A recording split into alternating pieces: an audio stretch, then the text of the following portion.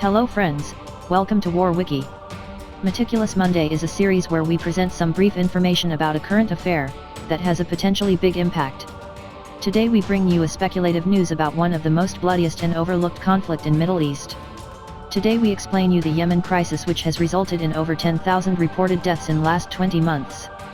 Owing to more news coverage in Syria and Iraq, the crisis in Yemen has been broadly ignored or purposely downplayed.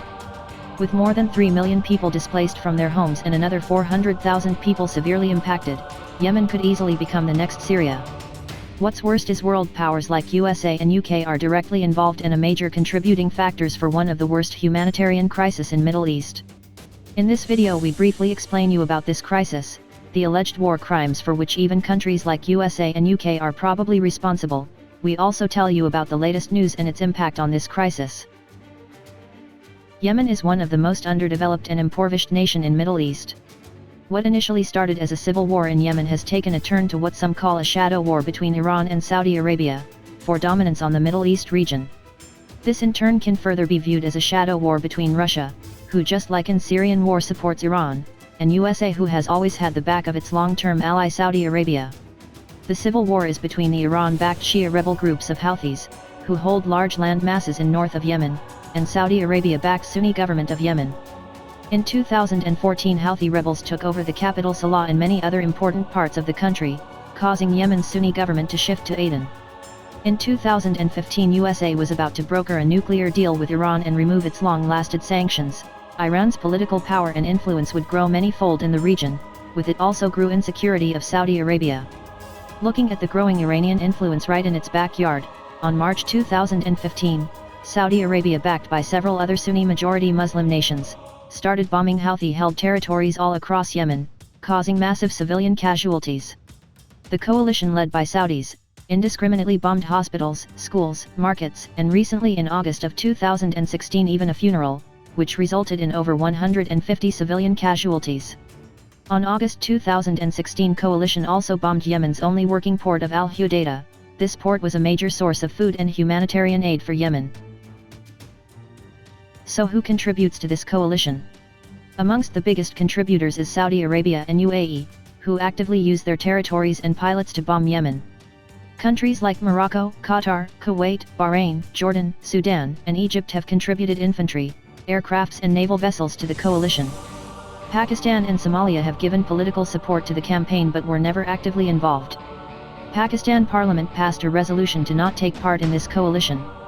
Both USA and UK authorized logistical and intelligence support for the strikes, but they are not participating in any direct military action. BBC in a recent report suggested that Britain provides almost 50% of aircrafts used by Saudi Arabia. Contracts including those for bombs account for almost £3.5 billion to companies like BAE Systems. A similar report by Vox suggested that USA directly provides massive war armaments to many coalition countries like UAE, Saudi Arabia, Kuwait, Bahrain, etc.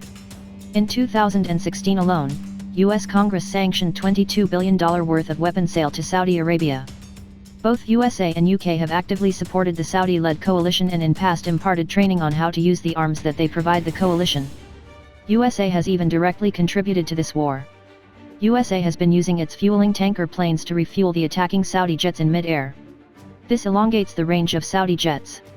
In 2016 as many as 1,600 refueling missions have been carried out by US Air Force. USA cites Al-Qaeda's Yemen faction, one of the most dangerous and influential faction, as the driving force for its involvement against the rebels. A stable, US-friendly government will result in better ability to combat terrorist organizations. But irrespective of the reason behind the involvement, we cannot dispute the fact that at the end they are directly involved in one of the least planned air bombing campaigns in recent history. On January 7, 2016, news surfaced in both Pakistani and Saudi media, that the royal family of Saudi Arabia have roped in Pakistan's retired Chief of Army Staff, General Raheel Sharif, as the head of coalition ground army. Although since the news surfaced there has been no confirmation nor denial about the reports, this may mean further escalation of the crisis. Up till now Pakistan, probably because of its Sunni majority, has politically supported the coalition, but never actively took part nor used any of its weapon system in this conflict. With an influential ex-army chief now driving this conflict, it's only a matter of time that Pakistan is completely pulled into the conflict. Pakistan is yet another nuclear nation with advanced technology and vast army. With Pakistan getting involved, one cannot rule out the involvement of another proxy element of Pakistan's all-weather friend, China, which is one of the biggest military power in the world. Also, with Pakistan on one end, a possible involvement or at least a political support of India cannot be ruled out for the other party. Russia and Iran supporting one faction, while USA and Saudi Arabia supporting the other, with exact same outline as Syrian crisis. Yemen could very easily become the next Syria. Irrespectively, it is already one of the biggest humanitarian crises of our time. More than 3 million people have been displaced from their homes, 400,000 children are facing imminent threat of malnutrition, 15,000 children have already died from avoidable diseases. With no clear solution in sight, this crisis can get far worse, if Russia, like in Syrian crisis, actively gets involved in direct military action. Similar result can happen if Pakistan or indirectly China or India gets involved. UN needs to step up and USA and UK need to sort their priorities. But what we can do is only hope for the best, and try and raise awareness about one of the worst humanitarian crisis and war in Middle East.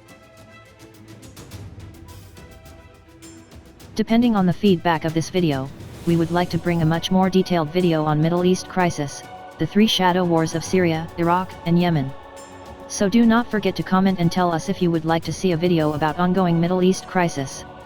We release 5 videos in a week, separate in 3 series. The only way to catch all of them is through subscribing our channel, so don't forget to press that red button and subscribe. If you liked this video, press the thumbs up button, press thumbs down if you didn't like, but do comment and tell us what we could do better. Have a great day and support War-Wiki.